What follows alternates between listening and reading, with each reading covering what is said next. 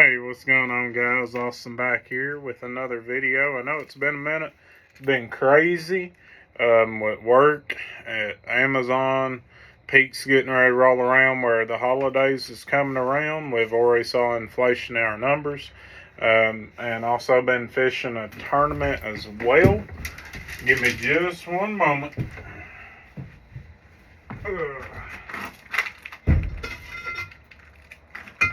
Go ahead and do that. I about fell, guys. And about broke a TV. As you can tell, it's been a long day. So, life's been very busy lately. Been very hard to film. But some things that has changed is we did fish a tournament. Didn't go so hot. I will do a video on that. Probably next video, so stay tuned if you want some raw, uncut footage of tournaments. But this video is going to be about what the tournament was won on. Me and my partner did not pick up on it soon enough. We picked up on it roughly about an hour to go in the tournament, unfortunately. But that was cranking. Now, I did catch fish on this very crankbait, this very rod, this very reel, this very line. And I'm just going to tell you all some tips about cranking and some techniques that will save you all a lot of headache, a lot of time, and a lot of trouble. So, this right here is that's a Lucky Craft crankbait, nothing special. They make several ones. I mean, it's several crankbaits in the world. You got square bills, you got medium divers, you've got deep divers, you've got an aggressive hunting action, you've got a tight wobble action, you've got balsa, and I'm going to be giving all examples about that in this video. So this right here is a medium diving crankbait. What I mean by medium is it goes 7 to 9 foot. It's not a deep diver, but it's not a square bill.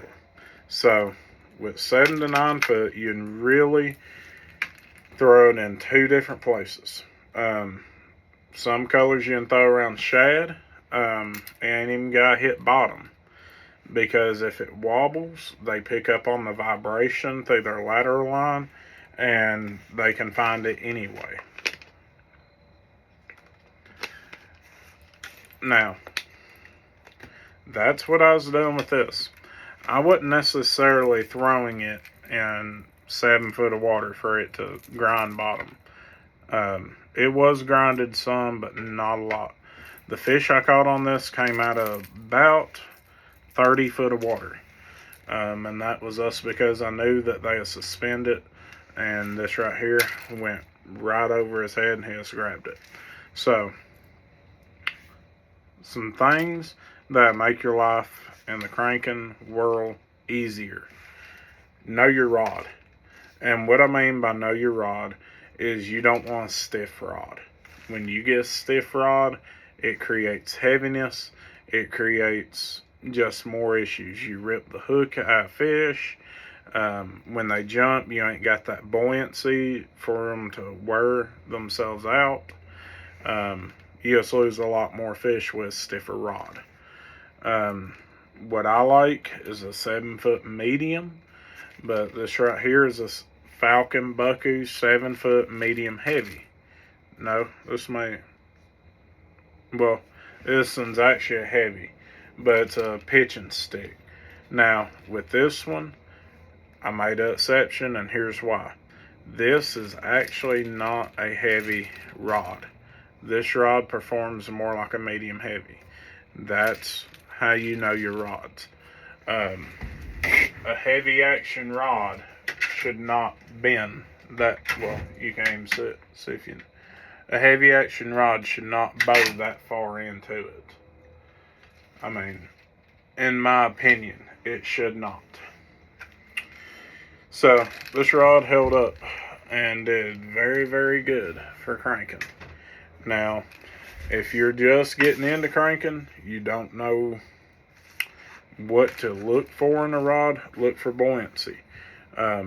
a 7-foot medium in most rods is perfect. It's not too stiff, but it's not too limber. It actually loads up for you to get really far casts with it. You can feel what that crankbait's doing under the water. You can feel when it deflects off cover really well. So that's what I go with. Now, with that being said, that is for your square bills and for your medium divers. Now, if you're going deep diver like a DD22 by Norman, or you hear me talk about Strike King 6XD a lot, then by all means you need a medium heavy rod or a glass composite cranking rod. A glass composite cranking rod, it loads up better for a further cast. It actually helps you fight that fish like I was just mentioning. But I use a 7-foot medium heavy. And that's just because I throw a crankbait in wood some. So I really need that extra power to get them out. So, that's some tips on your rod not to wear yourself out. Go lighter and let the rod do the work. Something else not to wear yourself out.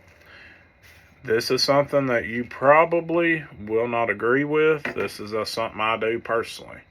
I throw monofilament line on my cranking. The reason for that is it gives it more stretch and I'm not cranking it as fast. I can sit here and be doing this right here, that crankbait diving and that monofilament stretching. It's more like me doing this right here. So it's easier for me mentally. So that may be a tip for you, I don't know. Now, with mono, I will tell you, always check your line. Check your line, check your line, check your line. Because with that stretch, it creates weak spots in your line. And weak spots in your line can mean fish being lost. So, something else is if you feel like you're throwing a 5-5 to 1, 6-3 to 1, and you're just like, man, this is boring. Man, my arm hurts. I'm cranking it so fast. I'm cranking it so hard. Go up in a ratio. And what I mean is throw 7. Now, it's fall time. Fish is active. A lot of times you can burn a crankbait and get that reaction strike out of a bass. Now, that's something more in depth. Tactical Bassin has a really good video on. I'm actually learning now. It's called speed cranking.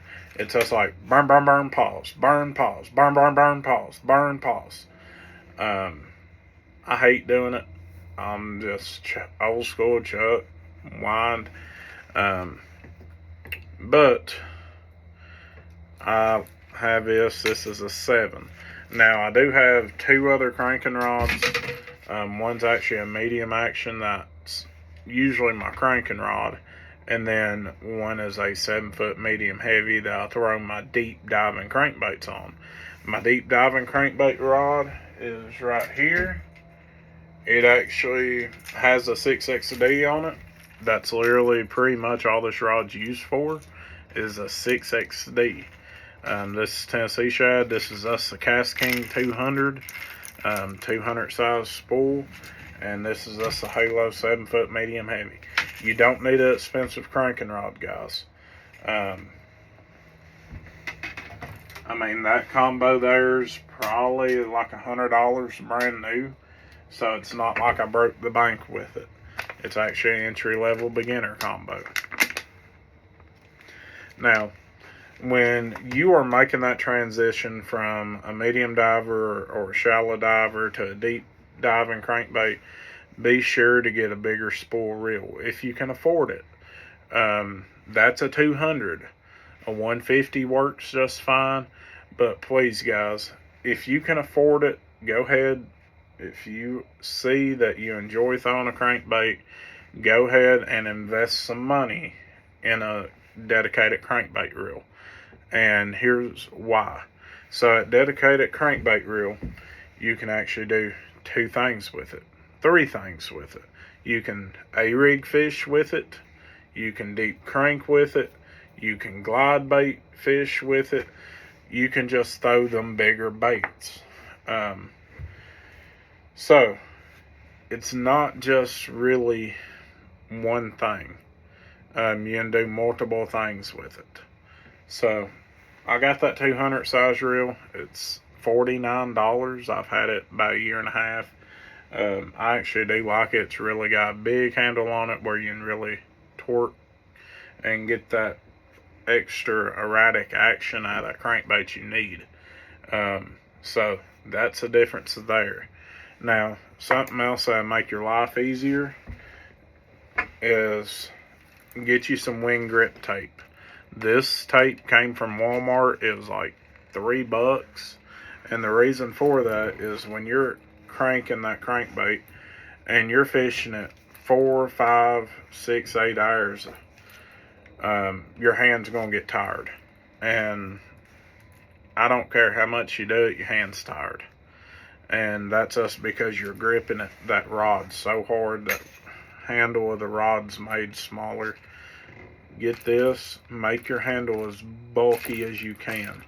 That's as comfortable. Because what that's going to do is it's going to allow you a good grip, and it's actually going to act as a cushion for you. You're not having to compress your hand as much. If you do this, you can feel the tension. But if your hand's like this, it's more relaxed. So that's just some tips I like. So guys, I hope this helps you in your cranking experience. But something else I would like to go over before I cut this video off.